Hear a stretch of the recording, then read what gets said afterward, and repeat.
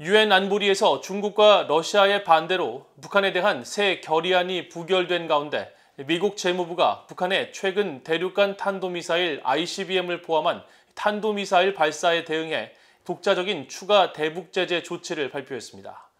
북한의 대량 살상 무기와 탄도미사일 프로그램을 지원한 북한 국적자 1명과 북한과 러시아 국적의 3개 기관이 제재 명단에 추가됐습니다. 함지하 기자가 보도합니다.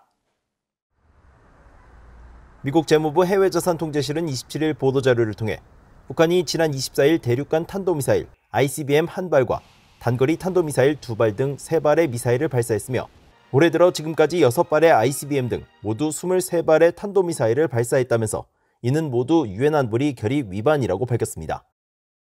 그러면서 유엔 안보리 결의를 위반하며 북한의 대량 살상 무기와 탄도미사일 프로그램 개발을 지원한 북한 국적자 1명과 북한과 러시아 기관 3곳을 제재 대상에 추가한다고 밝혔습니다.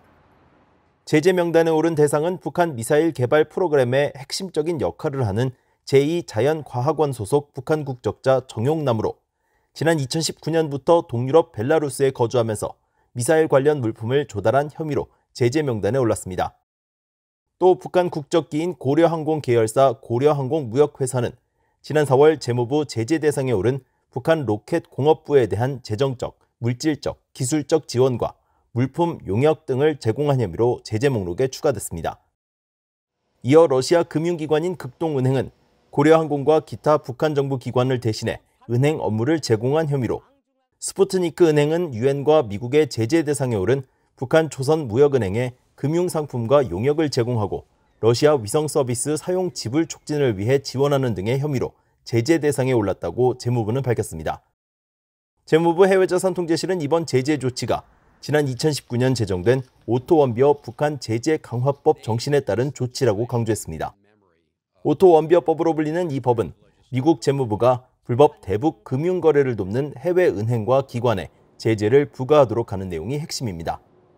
제재 대상으로 지정된 개인과 기업에 고의로 상당한 금융 서비스를 제공하는 해외 기관에 세컨더리 보이콧, 즉 3자 금융 제재를 확대 적용하도록 하는 조항이 포함되어 있습니다. 해외자산통제실은 이번 제재 조치로 미국에 있거나 미국인 소유의 개인과 법인의 모든 재산과 이권은 차단되고 제재 대상에 지정된 개인의 재산과 이익과 관련된 미국인과 미국 내 모든 거래를 금지한다고 밝혔습니다. 브라이언 넬슨 재무부 테러 금융범죄 담당 차관은 이날 보도자료를 통해 이번 제재 조치는 북한의 대량 살상 무기와 탄도미사일 프로그램을 지원하거나 금융 서비스를 제공한 개인과 기관을 목표로 한 것이라면서 미국은 북한이 외교적 길로 돌아와 대량 살상 무기와 탄도미사일 추구를 포기할 것을 촉구하며 기존 제재를 계속 이행하고 집행할 것이라고 강조했습니다.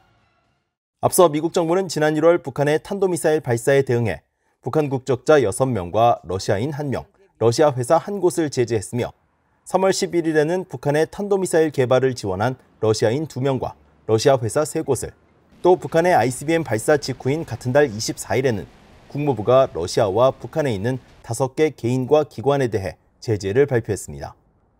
BOE 뉴스 함자입니다.